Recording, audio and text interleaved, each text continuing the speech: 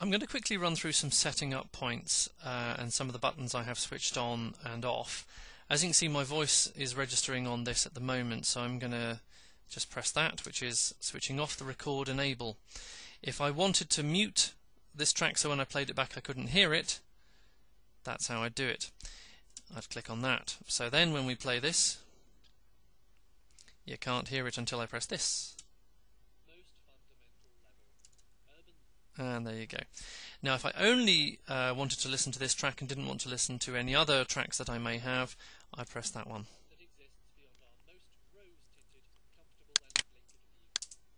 And that would then mute all the other tracks. Anyway, that's one point to note. This is the auto scroll. So if it starts, there you go, it just did it. I'll just do it again. So let's close in. This is the zoom function. Zoom in a little bit, and if we put the cursor, which is the black line, there, and then hit the space bar or the play button, bing, it just scrolled over. It'll do it again in a second. Bing, there you go. There's me making the bing noise. So I don't like that, so I have that switched off, and I hate this, which is the snap button. I never ever use it, because if I want to put the cursor here, it won't go there. It snaps to that one of these two white lines, and again bang in the middle and it goes to that one. So if I switch it off, it goes where I want it. Very important when you're editing, you want to have control of the cursor, so I never have that switched on. Over here I have no use for this and I have no use for this, and these are controlled by these two blue buttons. So this is show inspector, I want to uncheck that, and this is show event info line. Not a clue what it means, don't use it, get rid of it. Unless you know what you're doing, in which case fine, help yourself. I also have a little trick here. This allows me to expand the size of the view, which you can also do, I think I'm right in saying, oh no, that's that one, so that's this one. So there you go, you can do that there as well. What you just saw this one doing is it expands the image. It does not increase the volume, it expands the image, which can be quite useful. So you might have it down there, which can make it harder to edit, whereas if you drag it up, it can be slightly easier to edit. So I generally have it around about sort of there-ish, so I can see clearly what's going on. This is your scrolling bar. You can either do this and whiz back and forward through the tape. Let's zoom out a bit so you can see what I'm doing. So if we zoom that way, there you go, you see it's much easier to see that way. Or we can click it like that, or we can click it in that direction, or we can jump by doing this, pressing there, and there you go. Now there's a little panel missing that I find very useful called the transport panel. Do not ask me why it's called the transport panel, but I go to transport and click transport panel, and here it is.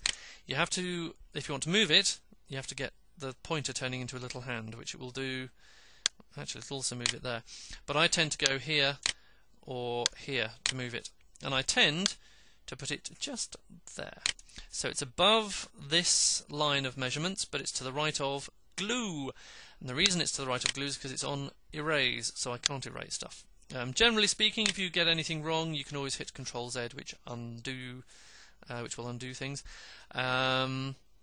What else can I show you? Oh, I know, I can scroll this down, expand it, and then we can drag that bit of tape, and oh, look at that, a new track has automatically created itself. Isn't that just splendid? So if you want to move bits of tape around, it's dead easy. You just drag them, and then I've decided I want to put this one back up there actually. And if I want to get rid of this track, I select it, right-hand mouse button, and I go to remove track because I don't need it. But what I would like to see, stop it, is I want to get rid of all those buttons because I'm not going to use them, so I'm just dragging this over here. So I've still got the volume bar until it starts to disappear about there, and that's where it disappears. So I want to keep the volume bar because I might be using it, and then I want to see what the actual volumes are on this track. So, oh, look at that, which means I have to expand it again, which is dead easy. And I want to change that bar there as the volume that's currently set. I want to click and hold and do that with it, and that will then change the volume of the entire track. Remember, this is the volume for this track. So this is all one track, these two lines of information. This is the volume for that track.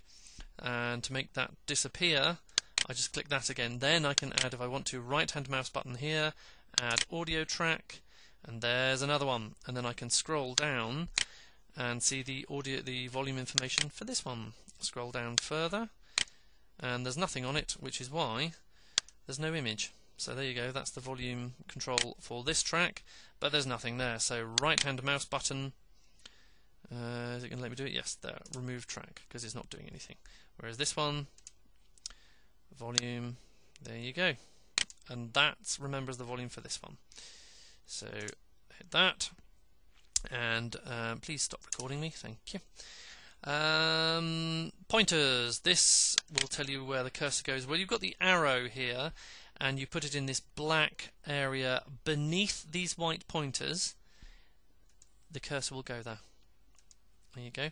If you go up just a tiny bit, you get that marker, and that is where these left-right markers are. And you can either increase it by doing that, or you can increase or move it by mousing over and then dragging, which is very handy. Or you can just put two. If they're in the way and they're annoying you, don't try to move them. Just go somewhere else and click them there. Then they're gone. And that, I think, will do for now.